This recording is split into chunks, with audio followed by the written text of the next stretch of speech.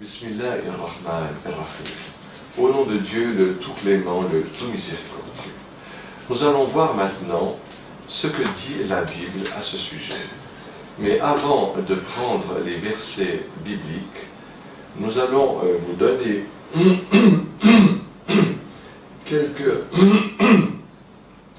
donner quelques points de repère afin de vous montrer que il n'est plus possible à notre époque de se référer à tout ce qu'on trouve dans la Bible, parce que bien que nous trouvons des choses fort belles et fort justes, il y a des choses qui sont tout à fait inacceptables. Quand je pense par exemple au livre de Jérémie, dans ce livre de Jérémie, au chapitre 8 et au verset 11, nous lisons que les prophètes disent des mensonges et que les scribes qui écrivent le livre de Dieu disent aussi des mensonges. Nous trouvons aussi dans Jérémie 23, chapitre 23 et verset 25, que le prophète dit un mensonge et que c'est Dieu qui l'a séduit et que c'est Dieu qui a voulu qu'il dise ce mensonge et qu'il étendra sa main contre lui. On trouve les mêmes paroles dans le livre de Ézéchiel au chapitre 14 et au verset 9. Et on trouve aussi cela dans le Nouveau Testament, dans la deuxième épître des Thessaloniciens, au chapitre 2 et au verset 11, où il est écrit, je vous cite, « Aussi Dieu leur envoie une puissance d'égarement afin qu'ils croient aux mensonges. » Nous trouvons aussi dans le premier livre des rois, au chapitre 22 et au verset 23, « L'Éternel a mis un esprit de mensonge dans la bouche de tous les prophètes. »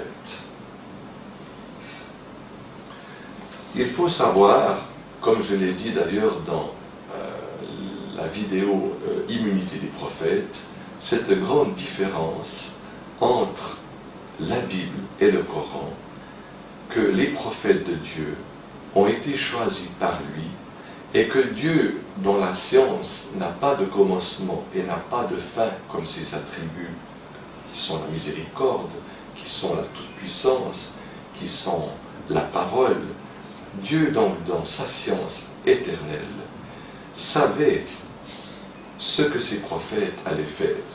Il savait à l'avance ce qu'ils allaient être. Et Dieu, dans son choix, les avait choisis, et c'est pourquoi il avait choisi les meilleurs des hommes, afin que ceux-ci transmettent son message. Un prophète ne pouvait pas dire à son peuple, ne dites pas de mensonges, ne commettez pas l'adultère, ne volez pas, ne tuez pas quelqu'un sans raison valable, et lui-même se mettre à commettre l'adultère, à dire des mensonges et à voler. Il n'y avait pas besoin pour Dieu d'envoyer des prophètes pour montrer le mauvais exemple et montrer aux hommes comment faire des péchés. Les prophètes étaient là pour montrer justement le bon chemin, et si le prophète disait des mensonges, on ne pouvait même plus avoir confiance dans le message qu'il transmettait. Donc vous voyez, nous avons ici une chose qui n'est pas du tout acceptable, et c'est pourquoi on trouve dans la Bible des choses qui sont tout à fait fausses et tout à fait absurdes, bien qu'il y a aussi des choses justes. Pourquoi?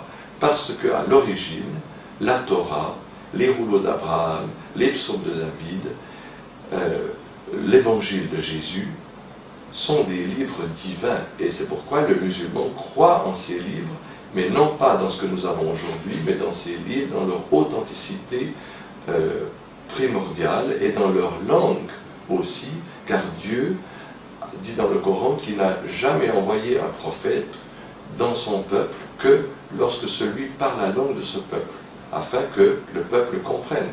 Si Dieu envoie un prophète en Chine pour les Chinois, il ne va pas leur parler l'espagnol. Donc chaque prophète est envoyé dans la langue de son peuple afin que son peuple le comprenne.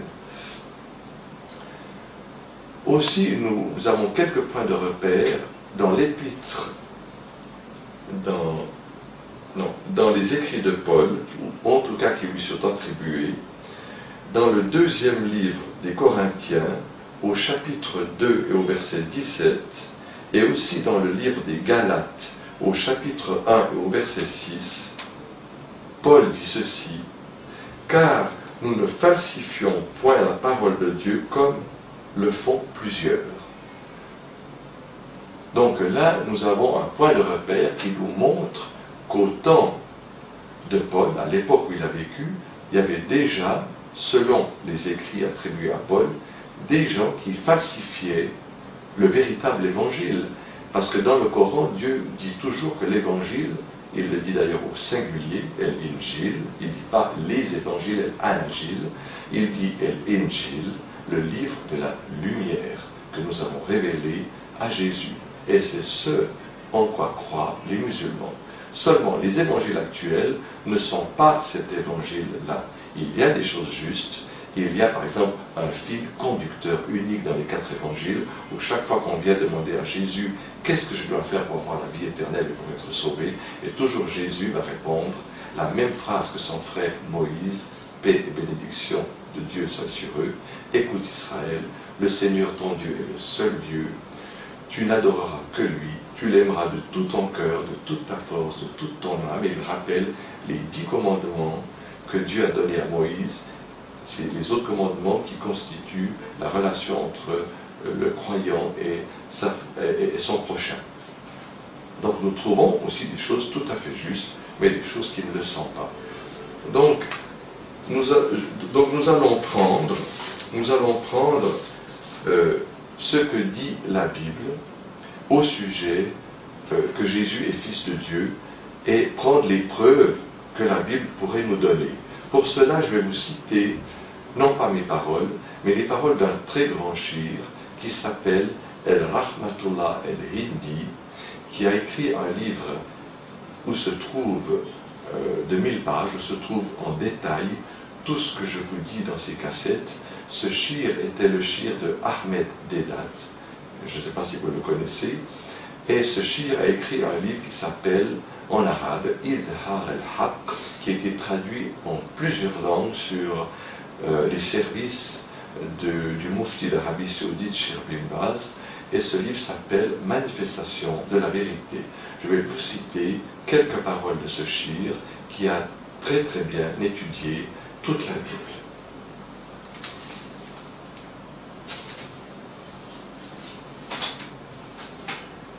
Le shir, Rahmatullah el-Hindi, que Dieu lui fasse miséricorde, dit dans son livre Manifestation de la vérité ce qui suit.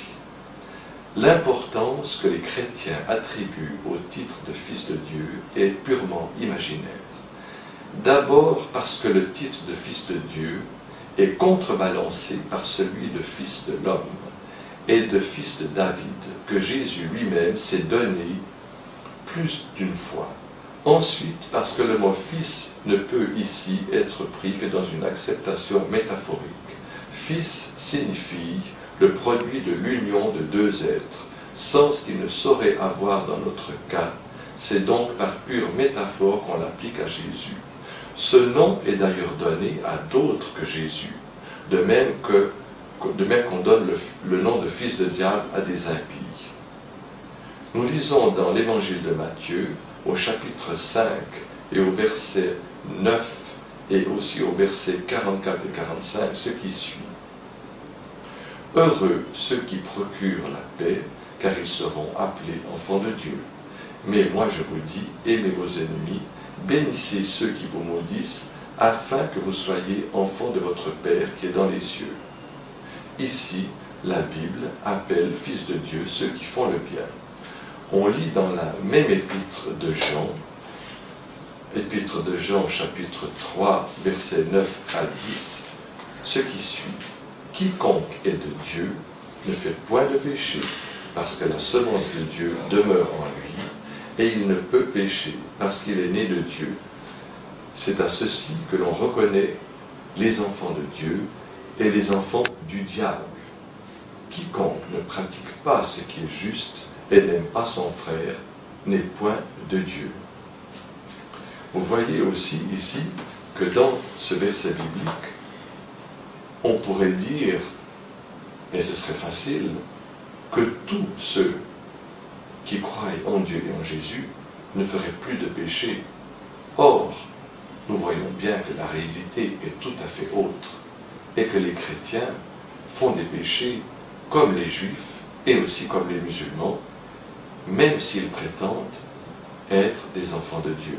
C'est pourquoi Dieu a dit dans le Coran, les chrétiens et les juifs te disent, nous sommes ses enfants et ses préférés. Réponds-leur, si vous êtes les enfants de Dieu et ses préférés, pourquoi vous punit-il, vous tourmente-t-il pour vos péchés? Vous n'êtes qu'une portion des hommes qu'il a créés parmi toutes les autres, et Dieu accorde ses grâces à qui il veut. Ces versets sont